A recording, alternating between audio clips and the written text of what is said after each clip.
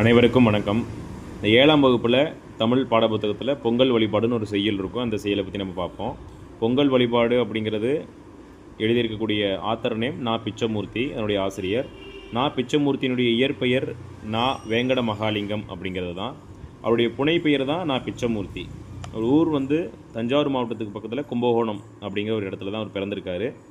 அவர் பார்த்த தொழில்கள் வழக்குரைஞராக 1924 1938 வரைக்கும், கோவில் நிர்வாக அலுவலராக 1938 1954 வரைக்கும் பார்த்துருக்கிறாரு. அவருடைய எழுத்து பணின்னு பார்த்தோம்னா ஒரு கதைகள், மரபு கவிதைகள், புது கவிதைகள், ஓரங்க நாடகங்கள்லாம் எழுதியிருக்காரு.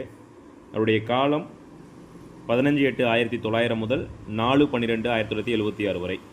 பாரதிக்கு பின் கவிதை மரபில் யாருடைய படைப்புகள் திருப்பம் விளைவித்தவை அப்படின்னா நா. பிச்சமூர்த்தி படைப்புகள் திருப்பம் விளைவித்தவைன்னு சொல்கிறாங்க. பொங்கல் வழிபாடு கவிதை நா. பிச்சமூர்த்தி கவிதைகள் அப்படிங்கிற ஒரு நூலிலிருந்து தான் இந்த கவிதை இருக்குது. அந்த நா. பிச்சமூர்த்தி கவிதைகளில் மொத்தம் எத்தனை கவிதைகள் இருக்குது அப்படின்னா 83 கவிதைகள் இருக்குது. இதில் கொடுத்துருக்கக்கூடிய சொற்பொருள்கள் திரு அப்படின்னா செல்வம், நிவேதனம் அப்படின்னா படையலமுது, கனகம் அப்படின்னா பொன், புறவினா குதிரைன்னு சொல்ல குறிக்கப்படுது, கோ அப்படின்னா அரசன், கடுகு அப்படின்னா விரைந்து. நன்றி.